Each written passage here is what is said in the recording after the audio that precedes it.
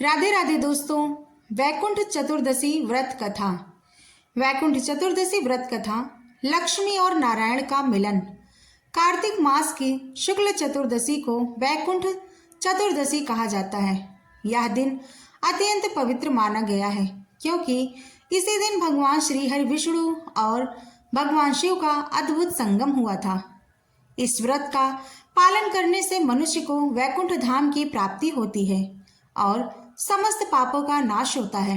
इस दिन लक्ष्मी जी और नारायण के संग आराधन से जीवन में धन, सौभाग्य, शांति और मोक्ष का द्वार खुलता है। कथा का प्रारंभ बहुत समय पहले की बात है। एक बार श्री हरि विष्णु अपने दिव्य लोक वैकुंठ में विराजमान थे। माता लक्ष्मी उनकी सेवा में लीन थी, परंतु उनके मन में एक प्रश्न बार बार उठ रहा था। भगवान शिव और आप दोनों ही सृष्टि के पालन करता हैं। यदि एक दिन दोनों मिल जाए तो सृष्टि का क्या कल्याण होगा। लक्ष्मी जी ने यह प्रश्न सुनकर विष्णु ने मुस्कुराकर बोले, देवी, यह रहस्यपूर्ण बात है। मैं शिव का अनन्य भक्त हूँ और वही मेरे सच्चे मित्र भी हैं। जब जब सृष्टि पर संकट आता है, शिव ही मेरे कार्य को पूर्ण करते हैं। एक बार आने वाले कार्तिक मास की चतुर्दशी को मैं काशी नगरी में जाकर शिव जी का दर्शन करूंगा। लक्ष्मी जी ने कहा, स्वामी, मैं भी आपके साथ चलना चाहती हूँ क्योंकि शिव और पार्वती के दर्शन से ही तो सभी इच्छाएं पूर्ण होती हैं। विष्णु मुस्कुराए, देवी, तुम्हारा यह भाव शुभ है। चलो, हम दोनों साथ चलेंगे। काशी की यात्रा पर दोनों निकलते हैं। जब वह दिन आया, कार्तिक शुक्ल चतुर्दशी, तो श्री हरि ने सुवर्ण रथ में माता लक्ष्मी के साथ यात्रा आरंभ की। मार्ग में गंगा के तट, पुष्प वन और तीर्थों के दर्शन करते हुए वे काशी पहुंचे। काशी में उस समय भगवान शिव विश्वेश्वर रूप में विराजमान थे। मंदिर में अपार भक्तों की भीड़ थी। हर ओर दीपमालाएं जल रही थी। गंगा की धारा पर फूल बह रहे थे और हर हर महादेव का नाद गूंज रहा था। भगवान विष्णु मंदिर के द्वार पर पहुंचे और उन्होंने अपनी दोनों भुजाएं जोड़कर कहा, नमः शिवाय शांताय हरे परमात्मे नमः, कर्ण रूपाय कारणाय नमो नमः। उनकी वाणी सुनकर भगवान शिव ने अपनी तीसरी आंख खोली और कहा, विष्णु, आज का दिन बड़ा ही शुभ है। यह चतुर्दशी मेरे हृदय को प्रसन्न करने वाली है। तुमने यहाँ आकर भक्तों के लिए आदर्श स्थापित किया है। शिव विष्णु का मिलन। भगवान विष्णु ने कहा, महादेव, आज मैं आपका भक्त बनकर आया हूँ। कृपा करके मुझे अपने एक रुद्रांश से अभिषेक का अधिकार दीजिए। शिव मुस्कुराए और बोले, गोविंद, तुम्हारे प्रेम से मैं प्रसन्न हूँ। आज हम दोनों का संगम होगा। तुम मेरे अर्धांग में स्थान पाओगे। तभी देवी पार्वती प्रकट हुई और बोली, प्रभु, यह तो अद्भुत होगा। जब विष्णु और शिव का मिलन होगा तब सृष्टि में शांति का युग आरंभ होगा। शिव ने अपने कमंडल का जल उठाया और विष्णु ने कमल का पुष्प अर्जित किया। दोनों ने एक दूसरे को अभिषेक किया। तभी आकाशवाणी हुई, आज के दिन से यह वैकुंठ चतुर्दशी नाम से प्रसिद्ध होगी। जो भक्त इस दिन शिव और विष्णु दोनों की पूजा करेगा वह वैकुंठ धाम का अधिकारी बनेगा।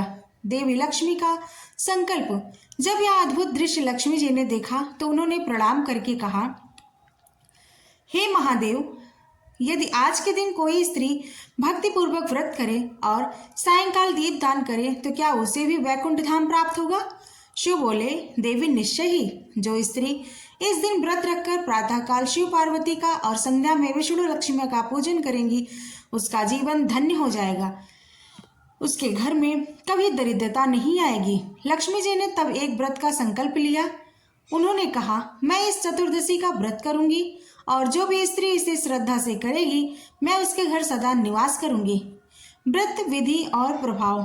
तब भगवान विष्णु ने लक्ष्मी से कहा, देवी, इस व्रत में प्रातःकाल स्नान करके स्वच्छ वस्त्र धारण करो। गंगा जल से शिवलिंग का अभिषेक करो। बेल पत्र, पुष्प, धूप, दीप, नैवेद्य अर्पित करो। सायंकाल के समय मेरी पूजा करो। तुलसी दल और पीले पुष्प अर्पण करो। रात्रि में दीप मालिका जलाओ। इस दिन उपवास रखो और केवल फलाहार करो। लक्ष्मी जी ने वही किया। उन्होंने पूरे दिन व्रत रखा और रात्रि में दीप जलाए। चारों ओर प्रकाश फैल गया। तभी आकाश से पुष्प वृष्टि हुई। हे और भगवान विष्णु ने प्रसन्न होकर कहा, देवी, तुम्हारे व्रत से समस्त स्त्रियां सुख, धन और सौभाग्य से परिपूर्ण होंगी। जो भी भक्त वैकुंठ चतुर्दशी के दिन यह व्रत कर पाएगा वह मेरे लोक में स्थान पाएगा। कथा। पुराणों में इस दिन से जुड़ी एक और कथा आती है कि काशी में हरिदत्त नामक एक गरीब ब्राह्मण रहता था। वह शिव और विष्णु दोनों का भक्त था, परंतु अत्यंत निर्धन था। एक दिन उसने मंदिर में पुजारी को कहते हुए सुना, आज वैकुंठ चतुर्दशी है। जो उपवास रखकर शिव और विष्णु की पूजा करेगा वह अगले जन्म में भी सुख पाएगा। हरिदत्त ने निश्चय किया कि वह व्रत करेगा, परंतु घर में अन्न का एक दाना भी न था। उसकी पत्नी ने कहा, स्वामी, भूखे कैसे व्रत करेंगे? ब्राह्मण ने उत्तर दिया, देवी, जब भगवान का नाम लेकर किया गया उपवास होता है तो भूख भी आशीर्वाद बन जाती है। वह दोनों उपवास रखकर मंदिर पहुंचे, शिवलिंग पर जल अर्पित किया और विष्णु की मूर्ति पर तुलसी चढ़ाई। रात को दीप जलाए और भजन गाए। सुबह जब वो लौटे तो देखा कि घर में सोने के आभूषण और अन्न से भरे पात्र रखे हैं। तभी आकाशवाणी हुई, हरिदत्त, यह तुम्हारे व्रत का फल है। अब तुमने वैकुंठ प्राप्त किया। शिव का वरदान। वैकुंठ चतुर्दशी के इस व्रत से शिव प्रसन्न होते हैं और भक्त को योग, ध्यान और ज्ञान की शक्ति देते हैं। विष्णु कहते हैं, जो शिव की आराधना करता है वह मेरा ही भक्त है। और शिव कहते हैं, जो विष्णु का नाम जपता है वह मुझ में भिन्न नहीं है। इस प्रकार यह व्रत दोनों देवी देवताओं का एकता का प्रतीक है। यह संदेश देता है कि भक्ति में कोई भेद नहीं। शिव और विष्णु दोनों एक ही परम सत्य के रूप हैं।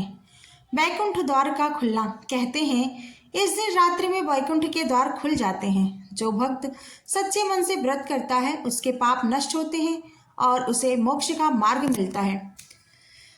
विष्णु जी स्वयं अपने हाथों से उस भक्त को द्वार से भीतर ले जाते हैं जहां सदा आनंद, शांति और अमर ज्योति का प्रकाश है।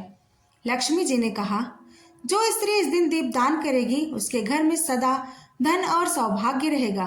वह कभी विधवा नहीं होगी और उसके पुत्र दीर्घायु होंगे। इसलिए इस दिन विशेष रूप से दीपदान का महत्व है।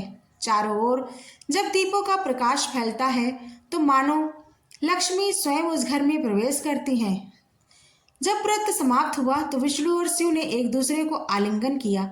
शिव बोले, गोविंद, आज से तुम्हारे भक्त मेरे भी भक्त कहलाएंगे। विष्णु ने उत्तर दिया, महादेव, जो तुम्हें पूजेगा वही मुझे भी प्राप्त करेगा।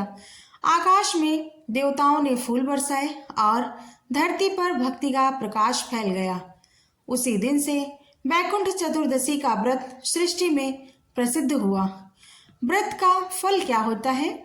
जो व्यक्ति इस कथा को सुनता है या सुनाता है उसे 100 यज्ञों का फल मिलता है। उसके सारे पाप नष्ट हो जाते हैं। घर में लक्ष्मी का वास होता है और मृत्यु के बाद वह वैकुंठ धाम में स्थान पाता है। इस प्रकार वैकुंठ चतुर्दशी व्रत कथा समाप्त होती है। यह व्रत केवल पूजा नहीं है बल्कि शिव और विष्णु की एकता और प्रेम भक्ति का उत्सव है। इसे जो श्रद्धा से मानता है उसके जीवन से अंधकार मिट जाता है और वैकुंठ का प्रकाश उसके हृदय में प्रकट होता है।